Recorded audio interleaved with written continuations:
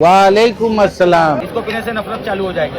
আজ তোমাদের দেখাবো রমজানে জাকারিয়া স্ট্রিটে এসে তোমরা ঠিকই ট্রাই করতে পারো। প্রথমেই চলে যেতে পারো দিল্লি সিক্সে, যেখানকার আফগানি কাবাব আর মালাই কাবাব কিন্তু পুরো কলকাতায় খুবই ফেমাস।